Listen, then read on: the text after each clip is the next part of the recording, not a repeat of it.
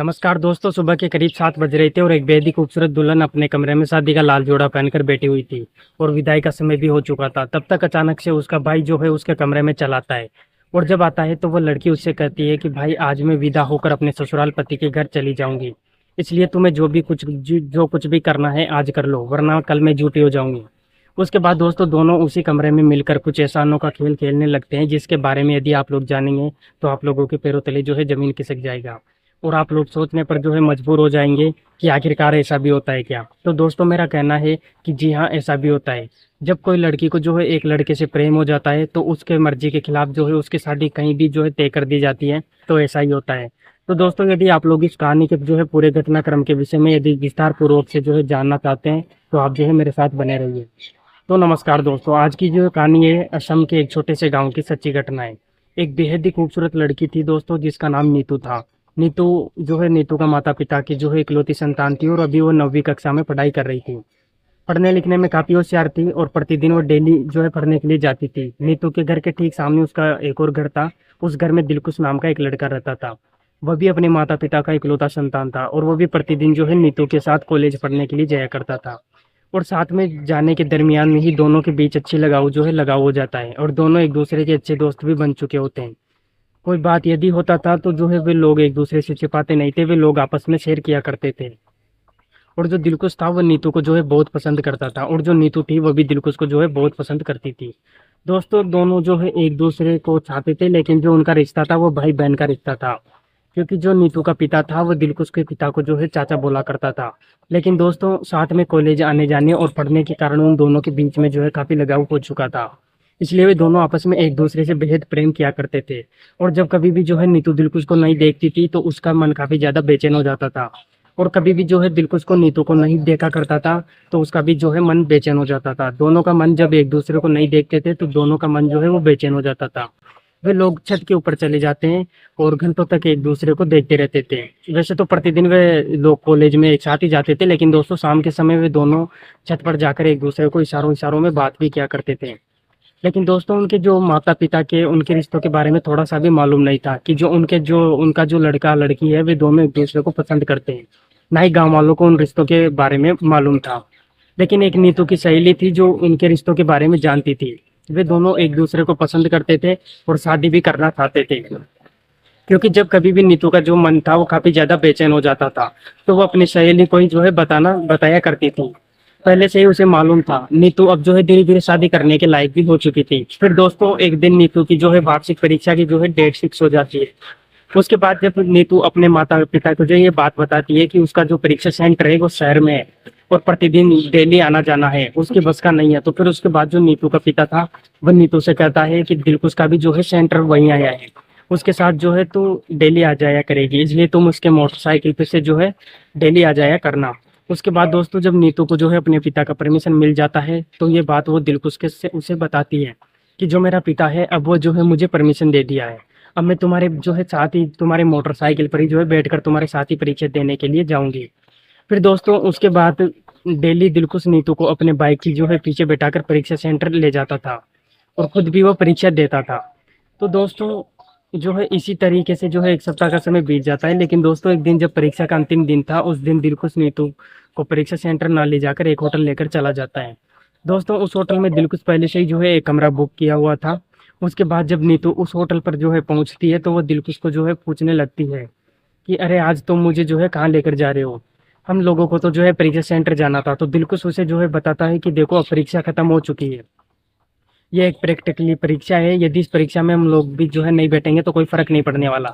इसलिए आज मेरा मन था कि जो है मैं तुमसे अकेले में निश्चिंत होकर कुछ बातें करूं, इसलिए मैं होटल में पहले से ही एक कमरा बुक किया हूँ। चलो हम दोनों उस होटल में बैठकर एक दूसरे से जो है बात करेंगे। उसके बाद दोस्तों नीतू थी वो दिलकुश के कहे जाने पर उसके साथ होटल के अंदर चली जाती है और दोस्तों जब दोनों एक जगह बैठते हैं तो जो दिलकुश था वह रामू की ओर देखने लगता है और जो नीतू थी वह दिलकुश की आंखों में देखने लगती है। और दोस्तों देखते ही देखते दोनों की जो है सारी खुर्री छाने लगता है। लेकिन दोस्तों जो नीतू थी वो बहुत ही हिम्मती और साहसी लड़की थी। वह अपने आप को जो है किसी भी तरह से कंट्रोल कर पाती है और दिलकुश के साथ ये काम करने से उसे जो है दोस्तों रोक लेती है। उसके बाद दोस्तों जो दिलकुश था वह नीतू से कहता है कि और नीतू हम दोनों मिलकर इस सुनहरे पल का कितना दिनों से इंतजार किए थे, लेकिन जब आज वो मौका आ ही गया तो तुम मुझसे दूर क्यों भाग रही हो, मुझे मना क्यों कर रही हो। तो जो है उसके बाद दोस्तों जो नीतू थी वह दिलकुश से कहती है कि अरे दिलकुश, ये सब जो है हम दोनों को अकेले में करना उचित नहीं है। यदि हम दोनों से जो है कोई भूल भी हो जाएगी, उसके चलते हमारे माता पिता को जो है बदनामी करनी सहनी पड़ेगी, इससे करके जो है क्या फायदा मिलेगा। दोस्तों उसके बाद दोस्तों जो दिलकुश था वो भी नीतू की बातों पर अमल करता है, काफी सोच विचार करता है। और दोस्तों अंत में वह कहता है कि हाँ नीतू, तुम बिल्कुल सही बोल रही हो। क्षण भर के आनंद के लिए यदि कोई हम दोनों से गलती हो जाएगी तो इसका भुगतान हमारे माता पिता को जो है करना होगा। उसके बाद दोस्तों थोड़ी देर दोनों आपस में जो है एक दूसरे से बात विचार करके फिर वापस से होटल के निकल कर चले जाते हैं। लेकिन दोस्तों जब नीतू घर से चली आती है तो दोस्तों वो जो है दिलकुश के ख्यालों में इस कदर डूब जाती है कि दोस्तों उसको जो है थोड़ा सा भी सूध बूध नहीं होता है कि तुम जो है वह कहाँ है और क्या कर रही है। तो दोस्तों ना समय पर खाती है ना पीती, वो हमेशा दिलकुश के ख्यालों में डूबी रहती है। और जब कभी भी जो है नीतू की माँ से पूछती थी कि बेटी, जब से तुम जो है अपनी परीक्षा पूरी करके आई हो तब से मैं देख रही हूँ तुम्हारा ध्यान एक जगह है ही नहीं, आजकल तुम जो है कहाँ खोई हुई रहते हो। तो नीतू अक्सर इधर उधर की बातों में अपनी माँ को जो है बातों में टाल दिया करती थी। लेकिन दोस्तों जो असली वजह नहीं बताती थी कि माँ मुझे जो है दिलकुश से प्रेम है, और दिलकुश भी जो है अपने माता पिता को नीतू के बारे में कभी नहीं बताया था।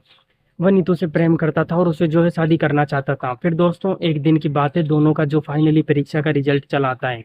उस परीक्षा में जो है दिलकुश फेल हो जाता है और सलोनी पास का हो जाती है। फिर जब नीतू को इस बात का पता चलता है तो फिर दिलकुश जो है फेल कर गया है तो वह पास हो गई है, तो वो काफी ज्यादा दुखी हो जाती है।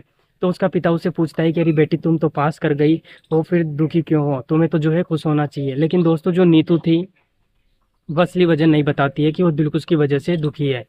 तो दोस्तों फिर रात के समय में नीतू दिलकुश के मोबाइल फोन पर कॉल करती है और उससे कहती है कि दिलकुश जो है मैं तुम्हारे बारे में जो है सब कुछ जान चुकी हूँ, तुम परीक्षा में फेल हो चुके हो, लेकिन बिल्कुल भी जो है मत घबराना, क्योंकि मैं जो है पास हो गई हूँ और मेरी खुशी में जो है तुम्हारी खुशी होनी चाहिए। तो उधर से जो दिलकुश था वह नीतू से कहता है कि अरे नीतू, उससे क्या हो गया है, खैर मैं फेल हो गया लेकिन तुम तो जो है पास हो गई और तुम्हारे पास में ही जो है मेरी खुशी है। उसके बाद दोस्तों दोनों फोन रख देते हैं। फिर इसी तरह से जब कुछ जो है दिन बीतते हैं तो जो नीतू का पिता था वो एक लड़के के बारे में जो है पता चलाता है। तो जो लड़का था वो इंजीनियर था और उसके जो है गांव का बगल में ही रहने वाला था। उसके बाद दोस्तों वो उस लड़के को देखने के लिए उसके घर जाता है। जो लड़का, उसका नाम जीतू था और जो वह भी अपने माता पिता का इकलौता संतान था और शादी करने के जो है लायक हो चुका था। और दोस्तों उसके माता पिता भी जो है उसका जो है बेसब्री से शादी करना चाहते थे। उसके बाद दोस्तों जो जीतू था वह नीतू को पिता को पसंद आ जाता है। फिर नीतू का पिता जीतू के माता पिता से मिलकर नीतू और जीतू की शादी की बात चलाता है। वे लोग जो है बहुत ही आसानी से मान जाते हैं। उसके बाद दोस्तों नीतू का शादी विवाह का जो दिन तारीख होता है वह सब कुछ तय हो जाता है। उसके बाद दोस्तों नीतू का पिता घर आता है और घर आने के बाद ये बात जो है अपने पत्नी और अपनी बेटी नीतू को बताता है। और दोस्तों जब नीतू अपनी शादी की बात अपने पिता के द्वारा सुनती है तो दोस्तों वह काफी दुखी हो जाती है और तुरंत जो है उसी समय वह जो है अपने मोबाइल फोन से ये बात दिलकुश को जो है बताती है। और दोस्तों जब दिलकुश नीतू की शादी की बात सुनता है तो दोस्तों उसके पैरों तले जमीन खिसक जाता है और वो फोन पर ही रोने लगता है। कहता है कि नीतू, मैं तुमसे एक पल के लिए भी दूर नहीं रहता हूँ, यदि तुम्हारी शादी हो जाएगी तो मैं कैसे जीऊंगा, इसलिए प्लीज तुम शादी मत करो और मेरे साथ कहीं दूर भाग चलो, हम दोनों वहां जाकर एक दूसरे के साथ जो है शादी कर लेंगे, उसके अपना जो है एक नई दुनिया बसा लेंगे। फिर दोस्तों उसके बाद जो नीतू थी नीतू से कहती है कि अरे नहीं दिलकुश, ये कैसे होगा, क्या तुम्हें मालूम नहीं है कि यदि हम लोग जो है घर से भाग जाएंगे तो हम दोनों के जो माता पिता है उनकी कितनी बदनामी सहनी पड़ेगी। उसके बाद दोस्तों इसी तरीके से शादी का दिन काफी नजदीक आ जाता है और तय समय पर जो जीतू था वो बहुत ही धूमधाम से जो है बारात लेकर नीतू के दरवाजे पर चला आता है और दोस्तों नीतू का हाथ पीला करके उससे शादी कर लेता है। फिर दोस्तों उसके बाद उसकी बारी आती है विदाई की। तो उस दिन दोस्तों सुबह के करीब 6 बज रहे थे और विदाई का समय भी हो चुका था और जो जीतू का पिता था वह नीतू को पिता को बार बार विदाई के लिए बोल रहा था। लेकिन दोस्तों जो नीतू थी वह भी सज धज कर तैयार नहीं हुई थी। तब से अचानक से जो दिलकुश था वह नीतू के कमरे में चला आता है जहाँ पर वो शादी का लाल जोड़ा पहनकर पहले से ही बैठी हुई थी। उसके बाद दोस्तों जब नीतू की नज़र दिलकुश पर पड़ती है और जब दिलकुश नीतू को शादी के लाल जोड़े में देखता है तो दोस्तों दोनों एक दूसरे को देखते ही रह जाते हैं और दोनों गले लगकर रोने लगते हैं। फिर दोस्तों कुछ देर के बाद जो नीतू थी उसकी चाची जो है चली जाती है और जब आती है तो दोनों को गले रोते देखकर दोस्तों वह भी रोने लगती है। और फिर थोड़ी देर बाद जो चाची थी उन दोनों को समझा बुझा कर चली जाती है। उसके बाद दोस्तों जो नीतू थी वह दिलकुश को कहती है कि देखो दिलकुश, आज तो जो है अपने ससुराल के पति के घर चली जाऊंगी, इसलिए तुम मेरे साथ जो कुछ करना चाहते हो आज तुम कर लो, वरना कल जो है मैं झूठी हो जाऊंगी। उसके बाद दोस्तों जब दिलकुश नीतू का जो है इतनी बात सुनता है तो दोस्तों उसके पैरों तले जमीन खिसक जाता है और दोस्तों रोते हुए नीतू से कहता है कि अरे नीतू नहीं, पहले तुम मेरी थी लेकिन अब तुम जो है अपने पति की हो चुकी हो।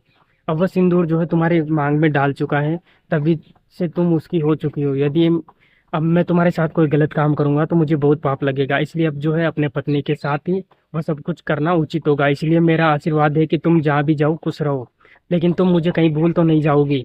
उसके बाद दोस्तों जो नीतू थी वो दिलकुश से कहती है कि अरे नहीं दिलकुश, ये कैसे हो सकता है, इतने वर्षों का हम दोनों का प्यार है और पल भर में जो है मैं कैसे बुला दूंगी। तब तक दोस्तों जो नीतू का पिता था वह भी उस कमरे में जो है चला आता है, और जब आता है तो जो है दोस्तों नीतू को रोते हुए देखकर सब कुछ समझ जाता है। उसके बाद वो दिलकुश से कहता है कि दिलकुश, यदि तुम दोनों के बीच में ये मैटर था तो हम लोगों को पहले ही बताना चाहिए था, खामखा तुम दोनों का जो है दिल टूट गया। उसके बाद दोस्तों नीतू का पिता नीतू को हाथ पकड़कर जो है उसको कार में बैठा देता है। जीतू नीतू को अपने साथ लेकर ससुराल चला जाता है। तो दोस्तों आज की जो कहानी थी बस यहीं तक थी।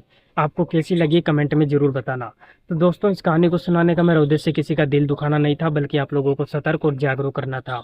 मिलते हैं दोस्तों किसी ऐसी कहानी के साथ, तब तक के लिए दोस्तों जय हिंद, वंदे मातरम।